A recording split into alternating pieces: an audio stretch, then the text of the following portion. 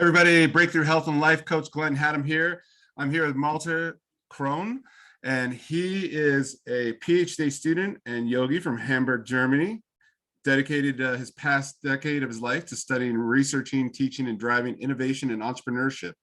Walking the talk of the mindful startup, he looks back at more than 2 decades of practice in Eastern martial arts, movement, yoga, and meditation. Fueled by curiosity and compassion, he set out on his mission to empower change makers with entrepreneurial mindfulness. I'm reading the back of his book as an intro. This is an incredible book. So if you get a chance to take a look at this book, and maybe we'll go into a little bit of detail about it and how to get a hold of your copy.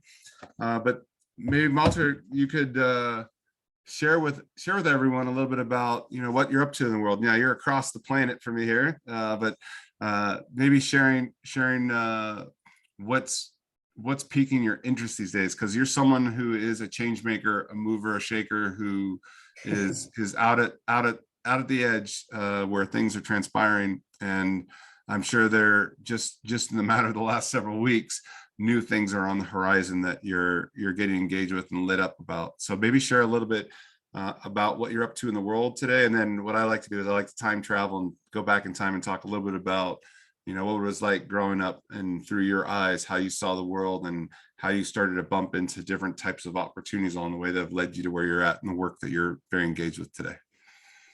Yes, Glenn, I'm super happy to do that. And thank you for having me, and thank you for the introduction. And I'm super happy to see that you have the book, The Mindful Startup. Oh, yeah. And indeed, there are a few news. I'm not a PhD student anymore. I successfully defended my thesis a few weeks back in the domain of innovation management, and that's how I got into this whole change maker kind of thing.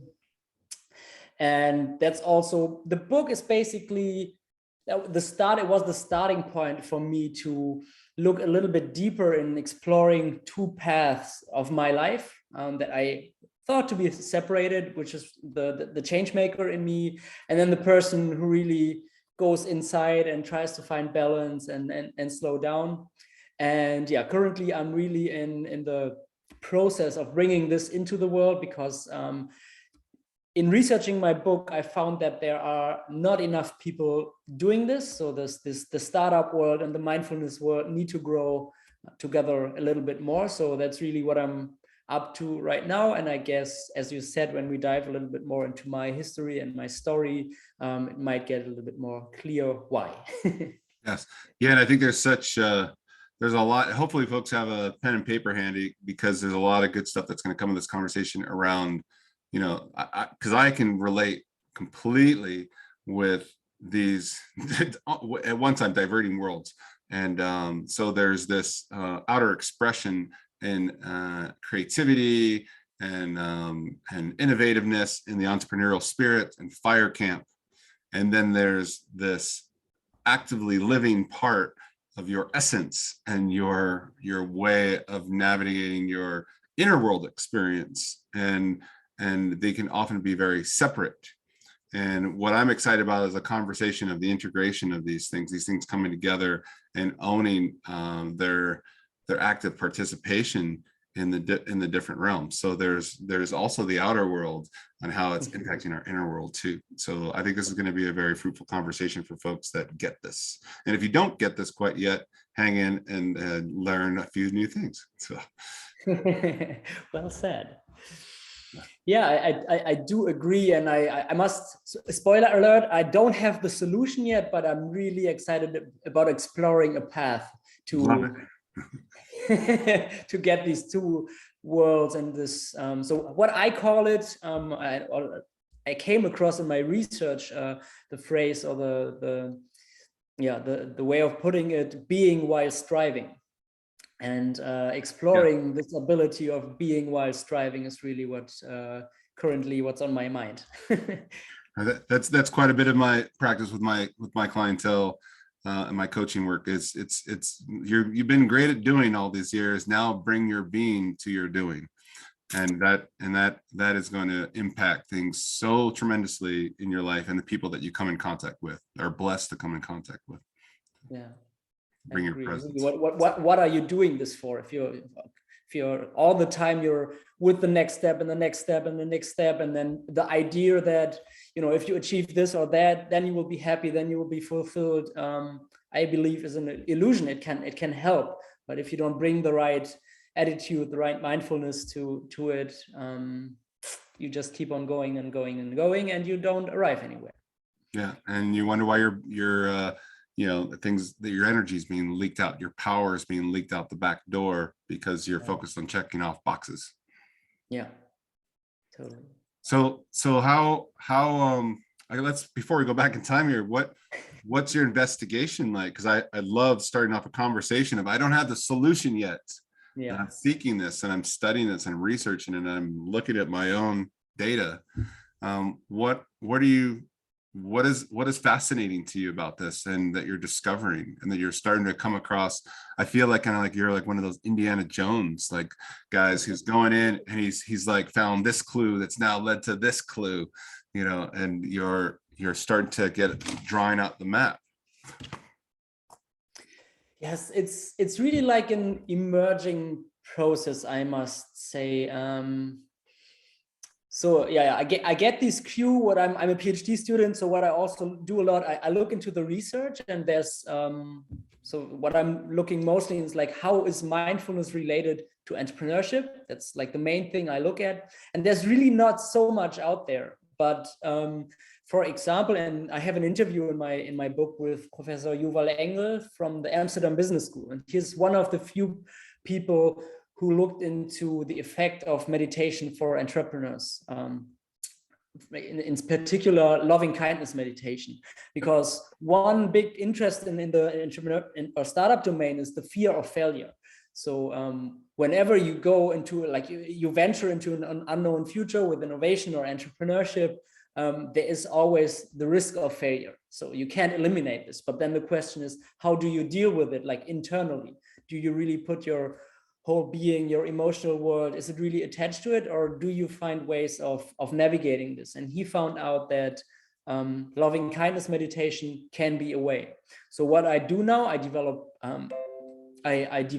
programs and workshops for startups and entrepreneurs, and I take these research findings into it. And for example, 2 weeks ago, I went to the Amsterdam Business School and we were teaching this to his startup psychology students. So right now it's really this process of taking it from the theory and making it applicable to work in workshop formats, and then getting the feedback from the real world and feeding it back. So that's my approach at the moment, putting it into practice.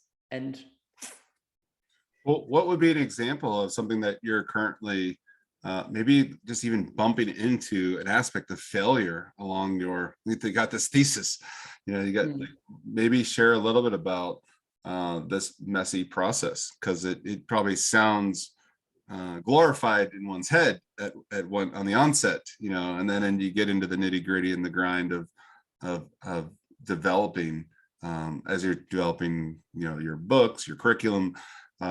What have been some of the challenges that you've bumped into along the journey? Because our audience loves to hear about one suffering along, you know, along their course of doing extraordinary things. And as we know, extraordinary is extraordinary because of these challenges.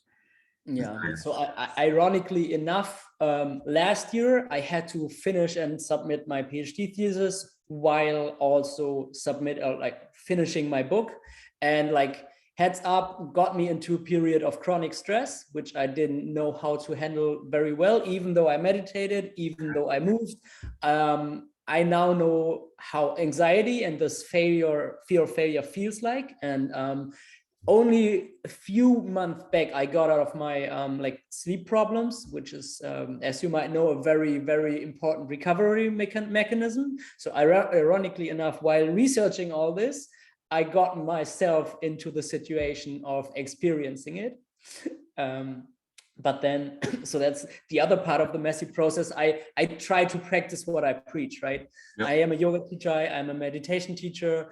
I do cold showers every morning. I do all kinds of things to really see how I can support myself while, as you said, doing extraordinary things. So that's one of the messy things that I had to experience myself. Even being a practitioner, like where someone listening in is like, oh, this guy has it all together. I mean, he's really focused in this area. So he's getting the dividends from all his self practices and self mastery.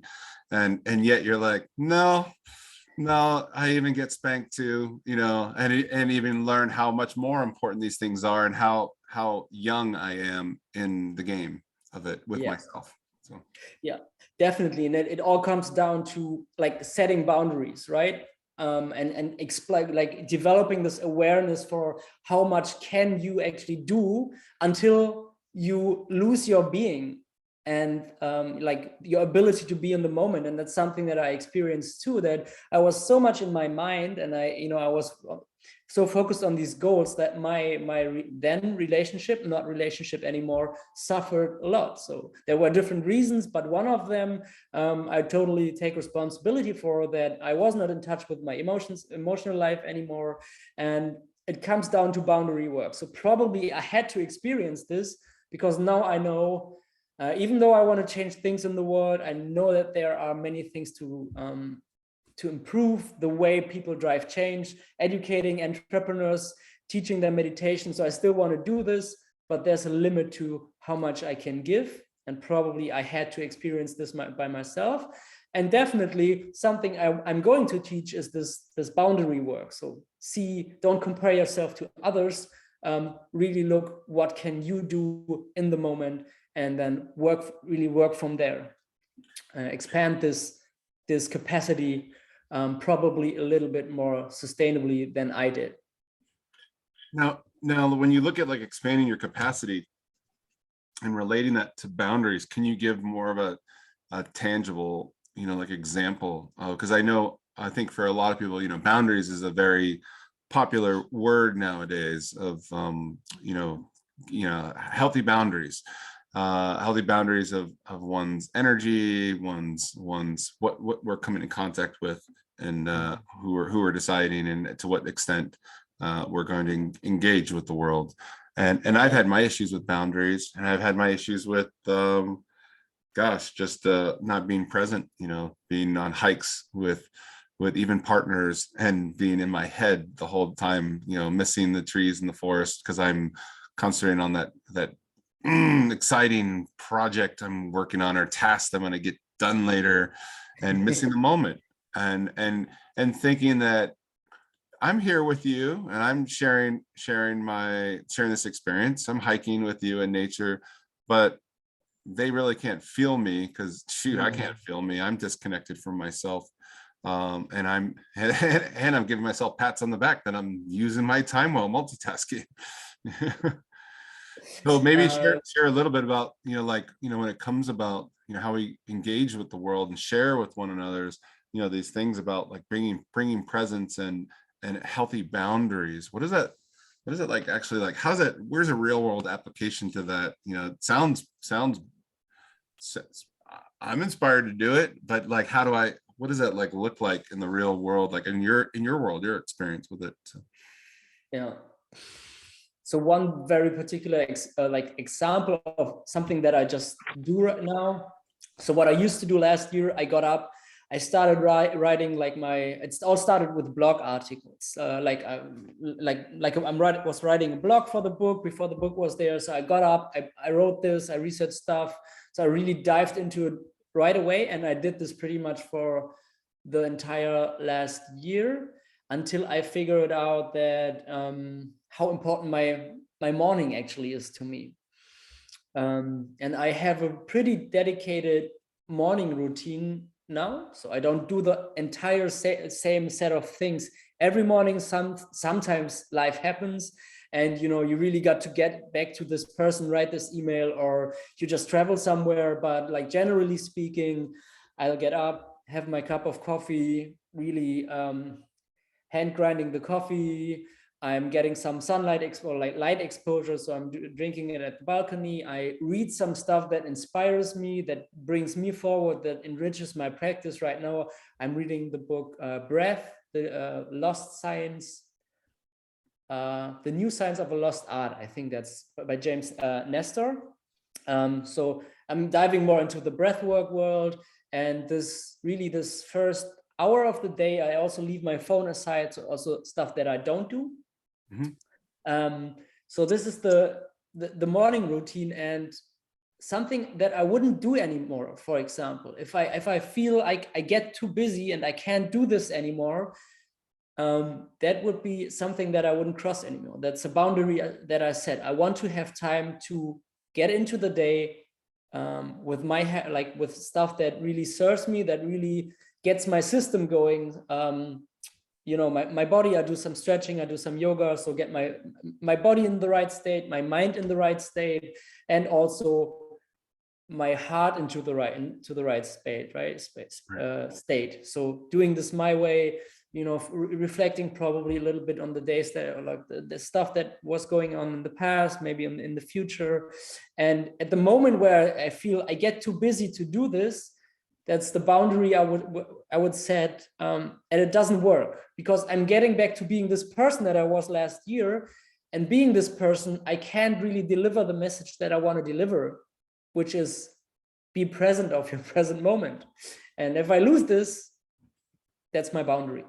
So a very clear boundary for me. This so resonates for me, hits home with me, because I think of when, you know, you grinding a coffee or going through whatever ritual, like process of making your tea in the morning and sitting outside and getting the sun on you, and then opening up your book to read, or to sit on your mat and meditate, and then take time to journal or to light the incense or whatever. As soon as you stop doing pieces of the ritual, and now I'm just going to stop off here and get the coffee on the way. I'm going to, you know, I'm not going to journal today. I'm not going to light the incense. I'm going to meditate for 3 minutes today. It's like, if we could only pay attention to how we're crossing boundaries, about crossing what we know is best for us. And now we're starting to get wound up and caught up externally into these realms. And these are telltale signs of, like, disease is about to start happening in the body. You know, there's going to be a breakdown, and it's not happening just like that. It's a deterioration of these self-mastery practices. Like, oh, I used to do a 5-minute cold shower. Now I just do a quick squirt of cold water at the end. And like, I'm just checking off that I did that, versus I'm swimming in it. I'm absorbed by this activity.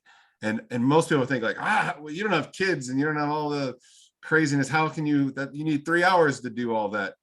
The things that you just shared there, do they take 3 hours? Like, how long is that morning wake up and rise to the possibilities of the day? Like, how long would those activities realistically take you to engage with that? Typically, like your self-care morning practices, what time amount would you allot? Yeah, so I usually get up, depending on when I go to bed. I try to schedule 8 hours of sleep if possible. And as I said, you know, I know how insomnia feels like, and it's so precious now to me. So I try to schedule these 8 hours. Depending on when I go to bed, I get up at between 6 or 7, and then usually I start working around 8. So an hour to 1.5 hours I usually take in the morning. That's currently, and again, sometimes life happens. Sometimes it's just 10 minutes, have this coffee, you know, start my day right. And yeah, 2 things that you said, right? This, I don't have kids. So if somebody listens here and says, like, oh my God, this is impossible, I'm totally with you. I can tell you if it's possible or not. But even starting with one thing, and that's probably not looking at your phone and really having this cup of coffee, even if it's just 5 minutes, and have a moment for yourself. And that's also the thing. I usually, when I go to bed, I'm really looking forward to the next day, even if it's just, you know, having my coffee, because I'm always looking forward to this few minutes of having my coffee. So create something for you that you look forward to, even if the day afterward gets messy. But when you go to bed, you're looking forward to the next day, even if things get stressful and it's full. What's your take on that, Glenn? Well, it sounds like what you're also going after is a non-stimulating, even though the coffee, but you're still like, it's like winding up a clock, kind of. You're just kind of, you're not just jumping into full throttle to a sensory tool like the phone that is explosive in so many graphic and visual and every type of thing possible is there to jerk you awake. I appreciate even when one has like those sun clocks where they just kind of like light up gradually and the light starts to come up into the room. And I would actually, having had insomnia and having challenges with sleeping and still intermittently run into that issue, which is a good marker of paying attention to, you're wound up again, sir. That it probably even 7 hours of sleep to have time to get up earlier, to have that, if you've got kids, well then, okay, you're the 5 o'clock guy. You're going to get up at 5 and have that 5 to 6 hour for yourself. And you're going to, it might be, I also like the early morning as a time when creative juices are coming. Meaning I've asked some questions to my subconscious before I go to sleep. And then in the morning I wake up and the answers are there. They've risen to the top. And without getting caught up with work so far, I still have to create that buffer of, I'm going to gradually wake myself up and be in control of one thing, which is my relationship to the world, how I interpret and how I interpret my interpretation, because that's where I'm going to get into trouble in the world. If it's where it gets sticky and gets out of control, is where I'm not being mindful of how I'm looking at something and taking it in and creating an experience for myself that's unique to me through my unique filtering system. So the early part of the day is a great opportunity to remove a lot of those filters, to operate from more possibilities, to operate from more perspectives. And so, we were talking earlier before this call was recorded, just about how, for me, a big part of my work is finding a way to get out of my glenness, the way I identify and buffer the world in a very limiting way. And I can get to the place of, I am the soulful aspect that is engaging this vessel and vehicle to navigate the world. That the morning light is an opportunity to, when you're most likely connected to this higher truth, this higher self, this connected with oneness, you could call it, with everything, a trust in things are happening for me type of operating system. And so it's an opportunity in that morning to secure with a few basics unique to you and your way of doing you, to secure, I'm going to go out in the world free, abundant possibilities, and service to others, because I'm good, because I took care of myself and I gave what I needed to myself, so that I'm, rather than leaning into someone else, I'm overflowing from my truth and my reverence with all beings and all things. So that's my 2-second hit on that, of how I try to honor the sacred. Do I get it right every day? No. And in fact, sometimes we have to do 3 or 4 days in a row, and hopefully 3 or 4 days is where you start to get the hit of like, I gotta get back on track here and get back to basics. And that's what the cool thing is these things are really basic things to do. I mean, they're not easy. Tell anyone to take a cold shower for a few minutes. How many minutes do you do the cold showers for? Do you like Wim Hof breathing, or do you, like, when you do your cold showers, how long do you engage with that cold shower? Usually it's just like for 1 or 2 minutes, and I try to just breathe calmly, listening to my body, and also trying not to buy into this panic story. So that's just the regular practice, but no Wim Hof breathing for me at the moment. Yeah, so it's basically something as simple as, I'm going to put my body into this stimuli and see if I can remain calm and grounded and not lose, like, find my root center. And what's the benefit I mean, what's the benefit? I mean, like some people will just be like, oh, because I remember when I was a kid, my dad would make me take cold showers. I think he just wanted to conserve, dollars on heating up the water. But and then I've done Wim Hof, and I've done a lot of um, cold work. And what would you say like is one of just the most just fundamental, like obvious things when you get past the miserable idea of it and the discomfort of it? What are some real basic benefits of taking a cold shower in the morning? Something that any of us can do. Yeah, I think two things, and one is actually related to the well, so start with the first thing. It's, for one, it's super controllable, right? You have full control over the situation, which feels really uncomfortable, but you're really just there with yourself, and you have this handle, and you can really, it's in your hands. So it's a very safe space to expose yourself to something that you don't feel comfortable with. So stepping out of your comfort zone, right? It's not like this quit your job and move to another city, stepping out of your comfort zone. It's really a safe space to practice. And regarding the applicability, I want to share an analogy. So you just said, this looking at your phone, some people do this first thing in the morning, and probably they know how it feels to get like a message that you didn't expect or that you don't want to read, and you're just like, your entire system buys into the story, and your morning is ruined. Yeah. So, and then imagine you have the safe space of taking a cold shower, you get the stimuli from the outside, and you kind of learn what your system does, and then you learn how to get back. And then you first do this, then you look at your phone and you get a message that you don't like, and you probably try the same thing, but you practice observing your system for these reactions. You probably increasing this gap.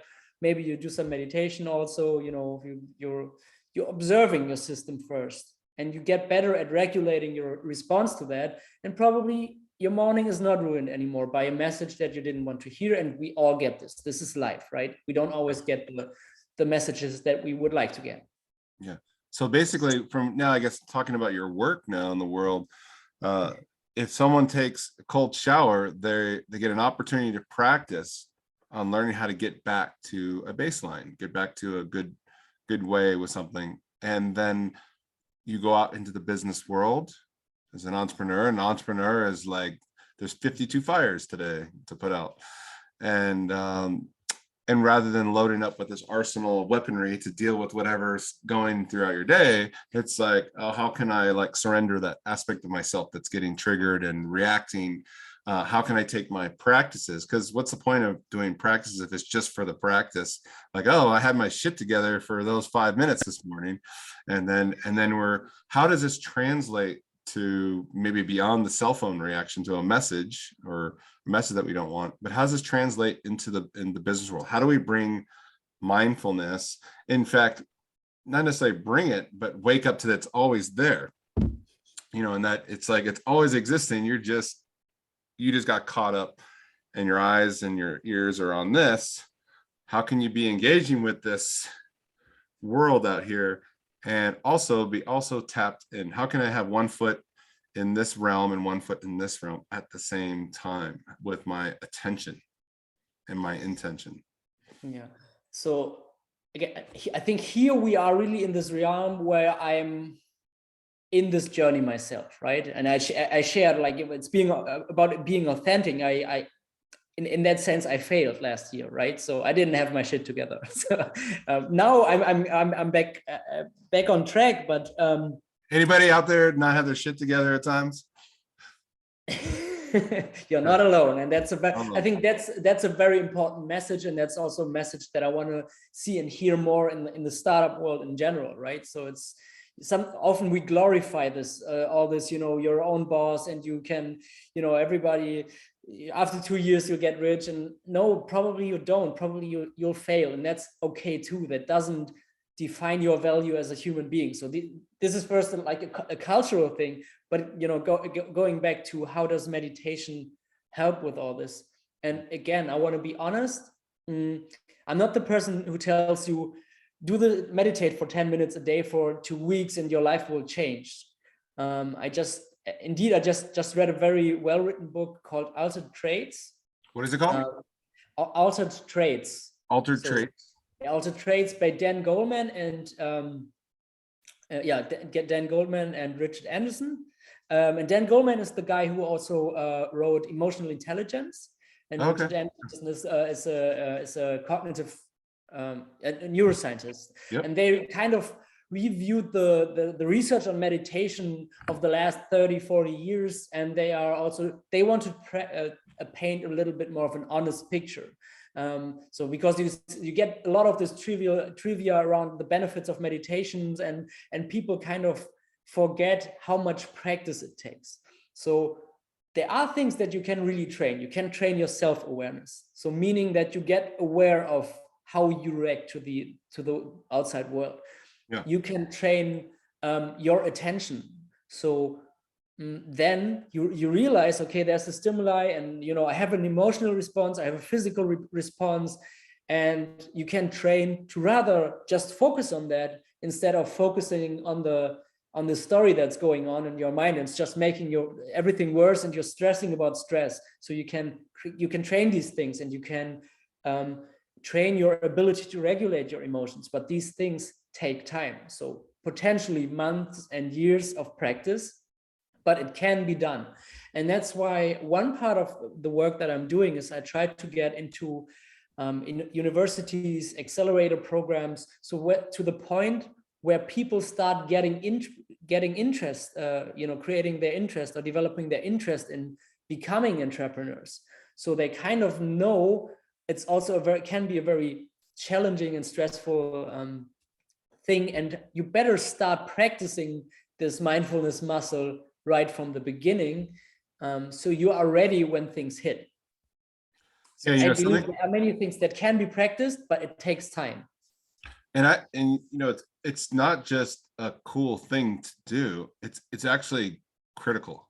It's actually a vital part of not just your survival, but your expansion. Because from what I've studied, and statistically speaking, the entrepreneur, the white male entrepreneur had one of the highest suicide rates, because an entrepreneur, handles his shit and is on top of things and has it together, and is like, I know this and I know this, and I'm an expert at these things, and publicly they're expected to be consistently on top of things, on fire and passion.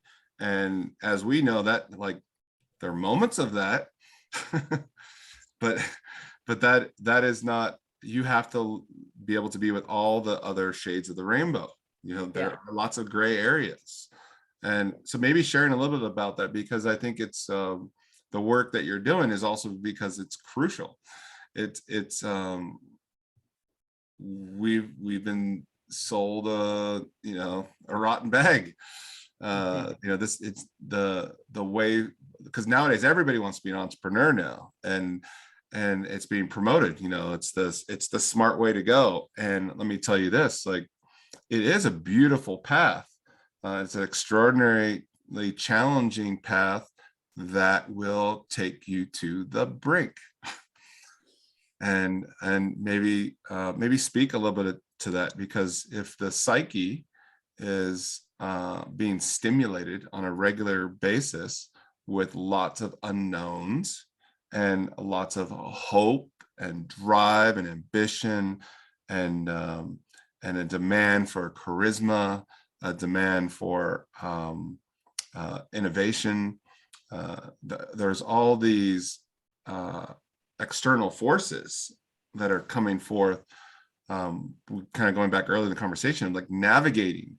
How does one navigate the life of an entrepreneur and not fully integrate and embody the deeper wisdom of why we're here? It's supposed to be doing these things. It's not about doing or creating these things. It's who you are becoming in this path, in these exercises, in these activities of life.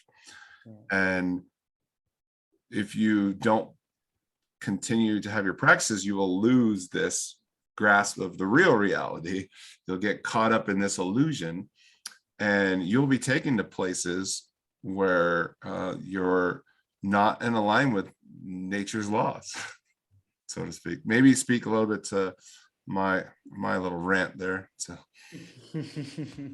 So yeah, I believe that's totally true. I mean, it can be a source of fulfillment. It can be a source, you know, having something to get up in the morning that gets you going. Many people don't have that, right? So if you don't have that, you also have a problem. But if you totally get lost in that, there's no balance. And I feel like here I'm I'm going out of the research and of the things that we know, but also into the beauty of Eastern traditions, right? So yin yang, think about it. So that there needs to be balance, and it's not just some wishy-washy. It's like I shared something about my morning routine, right? This is really something that you can do, and there is so much research on habits, how to build good habits.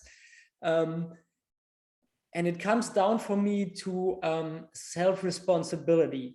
And probably you can share a few things about this, because that's something that I observe in Germany. Here, health insurance is something like everybody has health insurance. And I feel there's a little bit of this idea that the health system is here to take care of your health. But it's really not. It's really there to fix you when things are broken. But health and well-being is not about the absence of illness. It's actually about thriving, like socially, emotionally, and physically. And this can only be done if you take self-responsibility for it. And the cool thing as an entrepreneur is that it might be more challenging at times, but on the other hand, you have so much more autonomy to actually design your day and your practices in a way that you can take care of your needs. And that means you need to meet yourself with curiosity. Like, how does your system work? What are the things that you need? I shared my morning routine, but probably you need totally different things. And probably you get up in the morning and you're just fine and you can dive into work and you're creative. Fine, then do this. But probably you need a longer lunch break and you do your meditation around lunch, or you do it in the evenings and you have your evening routines, right? There's, you know, we are complex systems full of emotions. Our bodies are complex systems, and all this. I don't believe in giving people like fixed solutions for this. And so curiosity and self-responsibility are two of the main ingredients I see to make this work, especially for entrepreneurs. yeah, and just before this call, we were talking about just how you kind of do flow acrobatic work, and I'm just thinking about myself, someone who hasn't had health insurance in 3 decades, and it's all about self-responsibility of trying to make smart decisions, you know, even on a mountain bike, you know, like smart decisions, and rock climbing. I actually came across COVID. It finally crossed paths with me, and I've been sick for the last 10 days here. And yesterday was the first day of kind of returning back to the gym. I worked out in the weight room, and, you know, I was breathing hard and had to just appreciate the fact that I was actually able to use my body again and move it, and not, you know, look at, you know, how my capacity and my energy has dropped 40%, and I have a steep climb back now again. And then I climbed again in the evening with a friend, and I climbed with her, and through the challenges of the climb. I have a big 3-story climbing wall here where I live, and climbing the wall is just like, 2/3 of the way up, I'm like, I could fight through it and force myself to complete this task, or just, you know, let the auto belay system lower me down, and be appreciative, like that was a good amount. And so I had to kind of work in these, like, that self-responsibility of what are the ranges that one needs to bring balance. And that bringing that balance might be, sometimes it's pushing full throttle, sometimes it's backing off, sometimes it's like appreciative day off, like, oh, I'm not going to let the body rest and just read or meditate longer, or you know, or even taking a break from the coffee or taking a break from the tea. It's just listening to your body, taking a break from the sugar, having the sugar, it's for each of us, it's a unique, it, none of us have it figured out for ourselves. We have to remain curious with ourselves, going like, hey, I don't think this food, I like the way it tastes, but it just doesn't feel good on my gut health. And so like, this thing's great for you is poison for me. And so that personal responsibility, it's a hard path. It's like, oh, but I've grown up, mom used to make these things, and these cakes or whatever they are. And so yeah, I think there's a big part of self-responsibility, and being a business owner, there's so much responsibility for the people that I'm responsible for in my servitude. And however, I used to be the guy when I was a fitness coach for years. If I missed my workout and I was giving somebody else a really great workout, this just goes out to all you folks back in time here. I was pissed. I was pissed at like, you were getting a great workout and I didn't get my workout in today. I didn't somehow my schedule got, I let it get overrun. So there's this unique dance that I find myself as I've matured with how I relate to my business day. My business day, in the morning, in the middle of the day, and in the evening, there are certain aspects of practices that I use for winding up, winding down, or stepping back and hitting pause, that only I can do. Just like I'm the only one that can floss my teeth, and no one's going to clap that I did it, but I'll get the benefits from doing it or the consequences. And so, yeah, I guess when you think about the work that you're doing in the world and trying to teach people, it's about getting one to listen to one's unique experience and hidden requests, like the needs of like the intelligent body is carrying these requests and directions for you to pay attention to. And unfortunately, as kids, we have these natural attunement, but as we get older, we've learned to override them. And so often at times, sometimes I'm battling with the contrasting aspects of myself.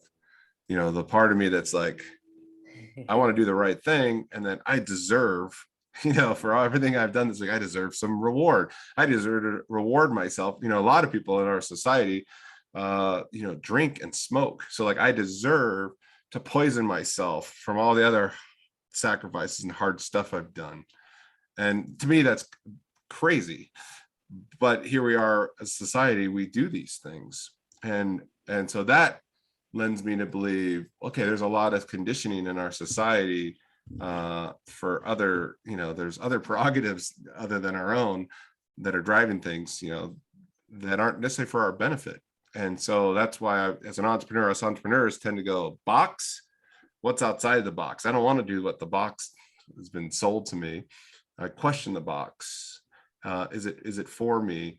In fact, the box that I think I've concocted, did I really concoct this like fully with like this awareness, or did I concoct it from a reactionary place as a youngster, who wasn't as evolved and matured yet?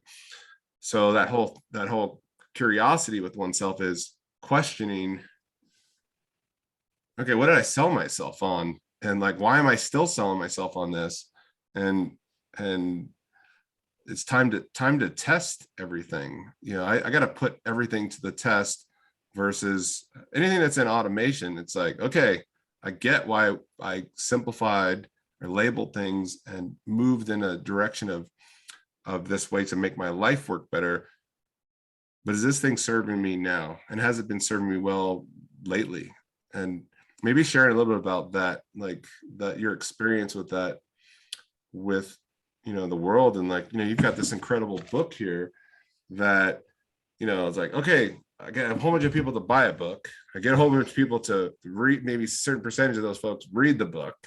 And then what certain percentage will apply one thing from that book. So like when you think about trying to have a positive impact and test your theories, what is it that you just really are hoping for? When you say, I don't have a solution yet for you, but I'm hoping we'll get to this evolutionary place as a species. Maybe speak a little bit to that, because I think who better? Yeah, yeah, there were some beautiful analogies also what you said about experimentation, and just something that popped up in my mind, and then I get back to your question. I feel like, why don't we approach ourselves the way we would approach our business, right? Entrepreneurs are really attentive to like what's working, what's not working. They're trying out things, they're experimenting. And I would approach your personal practice the same way. And sometimes I also do this. Sometimes I just leave out like a part of my practice for a week, and then I see what happens. So that's just popped up in my mind when you talked about this. And so what I'm doing in July, I will launch a 4-week program for founders and creative leaders called My Venture Within. So we all entrepreneurs, they venture in the outside world, and I call it My Venture Within. And so I worked out a pretty particular process of guiding people towards self-responsibility. And this is my idea, and this is my hope of getting people there. And the first week is really concerned with the whole idea of self-awareness and the decision to just take time what's there, and meditation is for me just that. So every week we'll have a different meditation and some reflection exercises. But the first question, or the first decision that you have to make is that you want to spend time and really have a close look what's going on in your internal system, right? This curiosity part. And then the second step is that's the week 2, the decision to understand it, to understand the way you interact with the outside world. And as an entrepreneur, a creative leader, somebody's, like an active, engaging person, you probably know what effects you have on the world, but then turning this focus inside. How does the world actually affect me? What are my internal reactions to stimuli, as you put it? And then the third week is the question that, sometimes things actually do go wrong, and it's part of the deal. And then how do I deal with myself when things are going wrong? And this gravitates around the whole idea of self-compassion. And then the fourth week is really about then getting into this mindset of taking self-responsibility, of this constant process of seeing what's there, seeing what can I change with my own attitude, and some things that I simply have to accept that are part of the deal, and what are the things that I can change. And that's mostly things that concern ourselves, our attitudes, and also our practices. And how do changing my practices also improve my resilience of dealing with stuff that I can't control? So this is kind of the process that I developed. And my hope is to do this with people, and then guiding them to taking this responsibility themselves. So, and you've designed processes that kind of really provide that opportunity for them to get that reflection, because sometimes it's very hard to get that reflection of yourself, because you're like, I'm kind of clueless of what I'm doing. I'm going out and bastardizing the world, or my inner critic is just reckless. And how can we? So you've provided some framework to scope these areas out for oneself. Kind of like when I go to men's group and I share, hey, this is how I'm showing up, and if 9 guys raise their hands and say, hey, I'm experiencing you this way, or I'm not feeling you, I got to take a look at that. Like, it's not just one person's random opinion here. It's like, okay, is that investigating that? Is that the kind of impact I want to share? Like, is that really truthful of my what I believe is my expression? Yeah, true. So very good point. Then again, looking inside and then going out into the world again, and that comes back to this idea. It's a process, right? It's not about like getting somewhere, but kind of accepting that it's a never-ending story, right?